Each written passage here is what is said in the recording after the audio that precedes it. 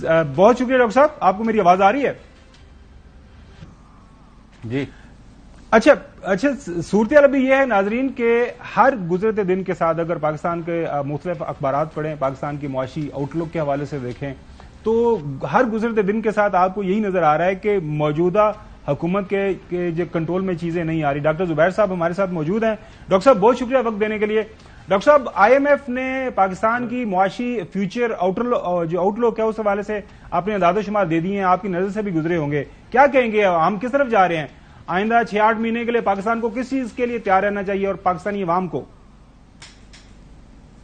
جناب دیکھیے، I am F نے جو اپنا فورکاسٹ دیا ہے کہ بھئی آئندہ کدھر یہ جاری ہے، وہ ابھی تک ہمیں دے رہے ہیں پازیٹو کہ بھئی کچھ شاید 0.5% گروتھ ہو جائے جی ڈی پی میں، لیکن میرے خیال میں تو وہ نیگیٹو ہوگی.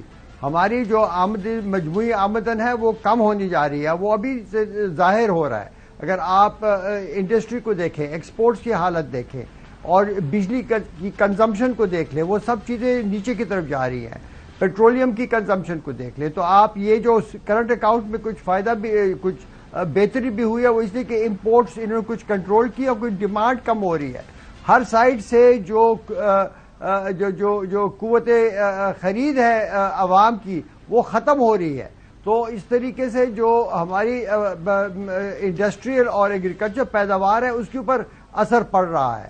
تو ایسے حالات میں میرے خیال میں ان کی جو فورکاسٹ ہے وہ بالکل یہ زیادہ سے زیادہ کوئی اچھا حال ہوا تو یہ ہوگا، ورنہ اس سے بری حالت ہوگی.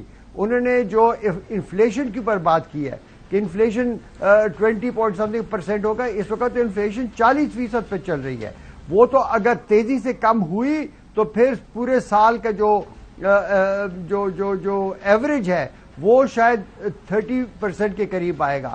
اس وقت کوئی بھی مانیٹری پالیسی جو انفلیشن کو کنٹرول کرتی ہے اس کا کوئی قدم بھی اس رخ میں نہیں ہے، اس ڈائریکشن میں نہیں ہے کہ انفلیشن کو کنٹرول کرے.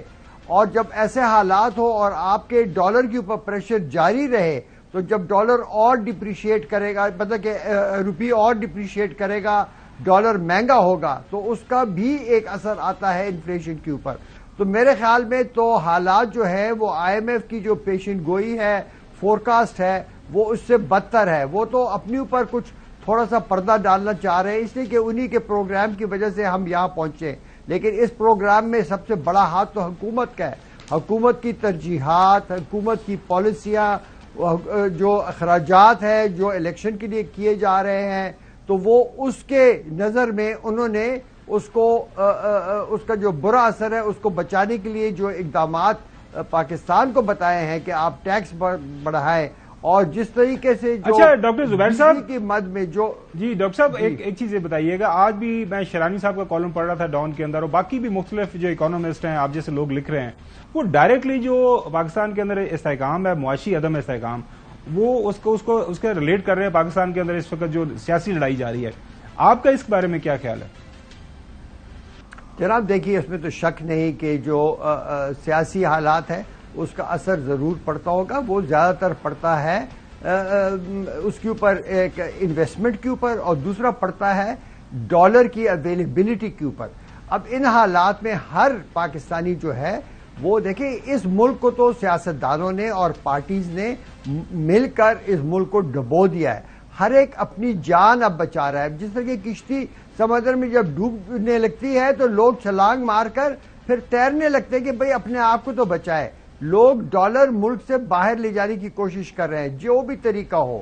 آپ نے جو بھی خبریں سن رہے ہیں اور ہم بھی دیکھ رہے ہیں سوشل میڈیا کے اوپر کہ دیر از اے لاٹ کافی موومنٹ ہو رہی ہے بارڈر کے اوپر، یہ افغانستان کی سائڈ پر، اور باقی کے بھی حوالے کے بھی طریقہ کار کیوں نہیں چل رہے ہوں گے.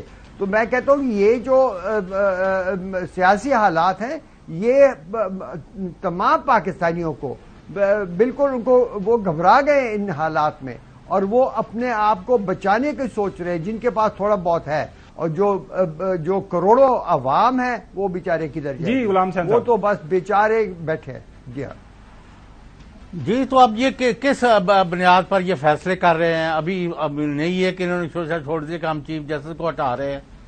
اب ادھر کوئی یہ سراخ ایسا نہیں ہے جس میں یہ انگل نہیں ڈال رہے. ہر طرح سے تباہی بربادی کو انوائٹ کیا ہے اور ان کو پشت پلائی کون کر رہا ہے؟ People of Pakistan have no sympathy for this kind of government.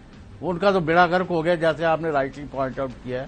تو یہ کس پر بینک کر کے یہ پاکستان کے ساتھ یہ اس طرح کا کھلواڑ کر رہے ہیں؟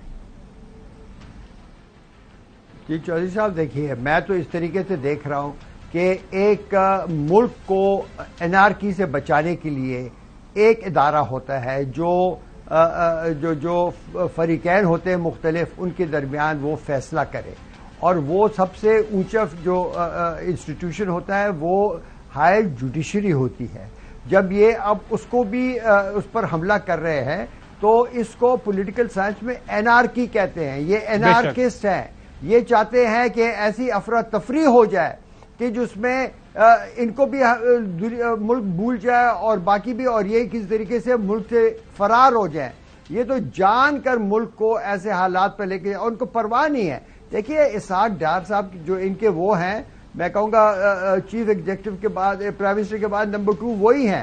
ان کی جو یہ فیصلہ تھا کہ میں امریکہ نہیں جاتا، جب امریکہ جاتے یہ ورلڈ بینک اور IMF کی میٹنگز کے لیے، تو کم از کم ان کو منوانے کی شاید ان کو ایک اور موقع مل جاتا کہ وہ پاکستان کے جو فنڈز ہیں ان کو ریلیز کرے.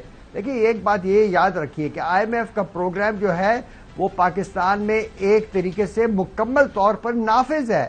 ہر شرط پر یہ کام کر رہے ہیں، صرف پیسے نہیں آ رہے. تو پیسوں کے لیے جو ہمارے دوست ممالک ہیں انہوں نے بھی اپنے پیسے اس لیے روکے ہوئے نا ایک طریقے سے کہ اگر ڈیفالٹ ہو جاتا ہے تو پھر جنہوں نے، اگر ان میں سے ایک ملک پیسے دے دیتا ہے اور دوسرا نہیں دیتا، تو جو دے دیتا ہے اس کے پیسے پہ ریسٹرکچرنگ میں پھنس جاتے ہیں.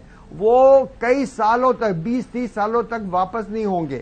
تو وہ بھی اس ڈر سے بیٹھے ہوئے ہیں کہ ہم اگر پاکستان کو دیتے ہیں اور یہ کشتی ڈوب رہی ہے تو وہ کس طریقے سے دیں گے. وہ اس کے بدلے میں اثاثے مانگ رہے ہیں پاکستان سے.